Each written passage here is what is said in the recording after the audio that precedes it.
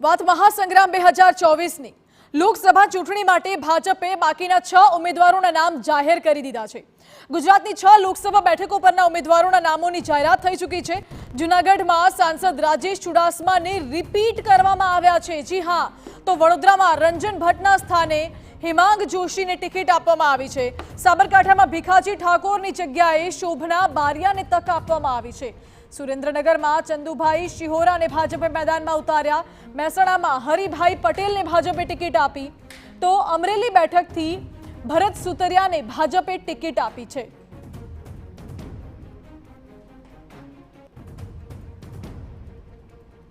મહત્વનું છે કે વડોદરાના ઉમેદવારે પસંદગી બાદ શું કહ્યું તે હવે સાંભળો। નરેન્દ્રભાઈ મોદી સાહેબ આપણા વડાપ્રધાન કે જેઓ વડોદરામાં રાષ્ટ્રીય સેવક સંઘના સમયથી ખૂબ ગ્રાસરૂટ લેવલનું એમણે કાર્ય કર્યું છે, જેથી વડોદરાની જનતા પણ એમને ખૂબ નજીકથી ઓળખે છે।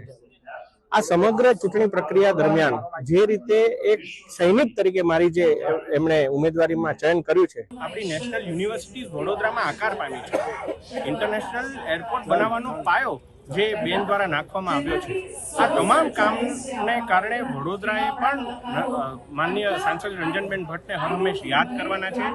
એમની કમિટમેન્ટ, એમના આશીર્વાદ સાથે જ હું આગળ કામ કરવાનો છું। તો સાબરકાંઠામાં ભાજપના ઉમેદવાર શોભના બારૈયાએ પણ જીતનો આશાવાદ વ્યક્ત કર્યો। સાબરકાંઠા લોકસભા બેઠક ઉપર મહિલા ઉમેદવારને ભાજપે પસંદ કર્યા છે। ભાજપે એક શિક્ષિકાને આ ઉમેદવાર તરીકે મેદાનમાં ઉતાર્યા છે। વાત કરીશું શોભનાબેન બારિયા સાથે। શોભનાબેન, આપને ટિકિટ આપવામાં આવી છે, આપ શું કહેશો? ભારતના યશસ્વી વડાપ્રધાન શ્રી નરેન્દ્રભાઈ મોદીએ આજે એક મહિલા તરીકે મને ટિકિટ આપી છે। હું ઠાકોર સમાજમાંથી આવું છું, પણ દરેક સમાજને સાથે રાખીને હું કામ કરવા માગું છું। સાહેબનો અને અમિતભાઈ શાહ સાહેબનો તથા પ્રદેશ પ્રમુખનો હું આભાર માનું છું। જે રીતે આપ શિક્ષિકા છો, શિક્ષિકા તરીકે ખૂબ જ અનુભવ ધરાવો છો, જિલ્લાના એટલે અરવલ્લી અને સાબરકાંઠા બંને જિલ્લાના વિકાસના કાર્યો માટે કેવા પ્રકારે કાર્ય કરશો? હું દરેક પ્રકારના કાર્યો કરીશ। નાનામાં નાનું કામ હશે તો પણ હું દરેક કાર્યકરનું કામ સાંભળીશ અને તેમનું કામ કરવાનો પૂર્ણ પ્રયત્ન કરીશ।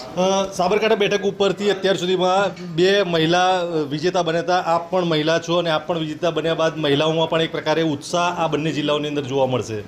હા, મહિલાઓ ચોક્કસ એમનો એ મારાથી ઇન્સ્પિરેશન પામશે અને મહિલાઓ પણ આગળ વધશે અને રાજકારણ શું શિક્ષણ પણ મેળવશે અને એ આગળ વધશે।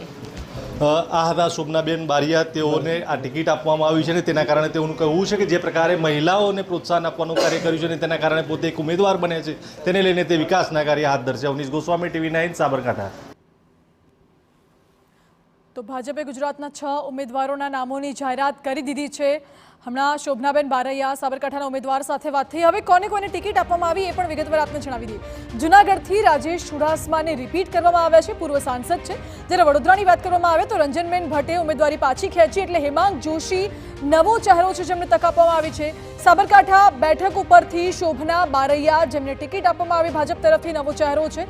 સુરેન્દ્રનગર બેઠકની વાત કરીએ, ચંદુભાઈ શિહોરા એ પણ નવો ચહેરો છે જેમને તક આપવામાં આવી છે। મહેસાણા બેઠક પરથી હરિભાઈ પટેલને તક આપવામાં આવી છે। આ હરિભાઈ પણ નવો ચહેરો છે। અને અમરેલીમાં ભરત સુતરિયાને ટિકિટ આપવામાં આવી છે। ભરતભાઈ પણ નવો ચહેરો છે। મહત્વનું છે કે ભાજપે આ વખતે નવા ચહેરાઓને વધુ પડતું પ્રાધાન્ય આપ્યું છે, મહિલાઓને પ્રાધાન્ય આપવામાં આવ્યું છે અને નવા ચહેરાઓને તક આપવામાં આવી રહી છે।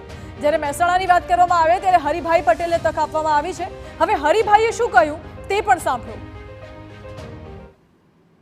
પાર્ટીએ મને આજે આદેશ કર્યો છે, સ્વાભાવિક એક કાર્યકર્તાને આ આદેશ કર્યો મને ખુશી છે। મહેસાણા જિલ્લાની લોકસભાની ટિકિટ મને ફાળવી છે।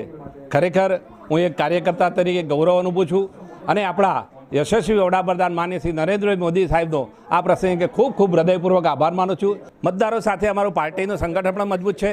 અમે પણ વિકાસના કામોની વાત લઈને લોકો સમક્ષ અમે જઈશું અને અમારી પાર્ટીએ 5 લાખથી વધુ લીડ લાવવાનો અમને આદેશ કરેલો છે।